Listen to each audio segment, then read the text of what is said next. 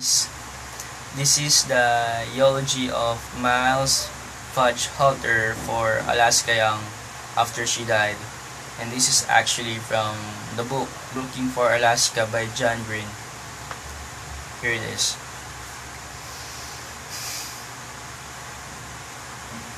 Before I got here, I thought for a long time that the way out of the labyrinth was to pretend that it does not exist, to build a small, self-sufficient world in a back corner of the endless maze, and to pretend that I was not lost but home.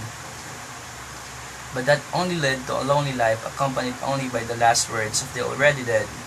So, I came here looking for great perhaps, for real friends, and a more than minor life. And then I screwed up. The Colonel screwed up, and Takumi screwed up, and she slipped through her fingers. And there's no sugar coating it. She deserved better friends. When she fucked up all those years ago, just a little girl, terrified into paralysis, she collapsed into the enigma of herself. And I could have done that. But I saw where it led for her. So, I still believe in the great perhaps. And I can believe in it in spite of having lost her. Because I will forget her, yes. That which came together fall apart imperceptibly slowly, and I will forget, but she will forgive my forgetting just as I forgive her for forgetting me and the Colonel and everyone but herself, and her mother in those last moments she spent as a person. I know now that she forgives me for being dumb and scared and doing the dumb and scared thing. I know she forgives me. Just her mother forgives her. And here's how I know. I thought at first that she was just dead. Just darkness. Just a body being eaten by bugs. I thought about her a lot like that. As something's meal. What was her green eyes, half a smirk, the soft curves of her legs would soon be nothing, just the bones I never saw.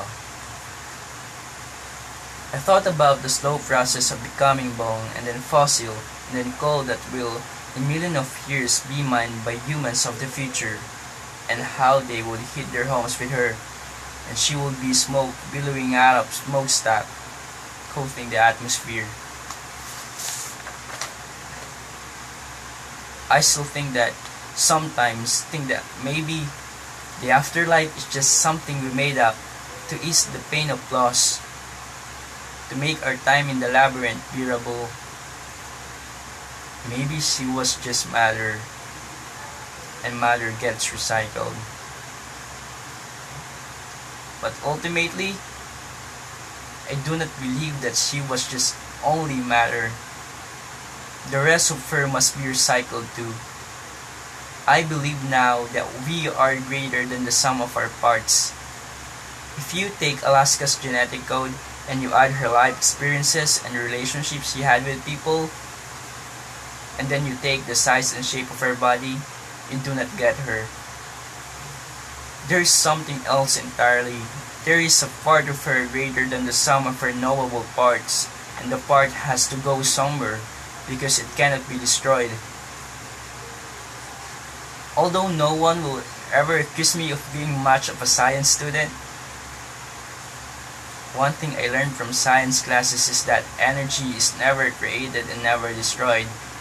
And if Alaska took her own life, that is the hope I wish I could have given her. Forgetting her mother, failing her mother and her friends and herself. Those are awful things, but she did not need to fall into herself and self-destruct. Those awful things are survivable because we are as indestructible as we believe ourselves to be. When adults say, teenagers think they are invincible, with that sly, stupid smile on their faces, they don't know how right they are. We need never be hopeless because we can never be irreparably broken. We think that we are invincible because we are. We cannot be born and we cannot die. Like all energy, we can only change shapes and sizes and manifestations, they forget that when they get old, they get scared of losing and failing. But that part of us greater than the sum of our parts cannot begin and cannot end, and so cannot fail. So I know she forgives me, just as I forgive her. Thomas Edison's last words were, "It's very beautiful over there." I don't know where there is, but I believe it's somewhere, and I hope it's beautiful. Thank you for watching, guys. I love you so much, Alaska Young. I love you so much, Alaska Young. Thank you.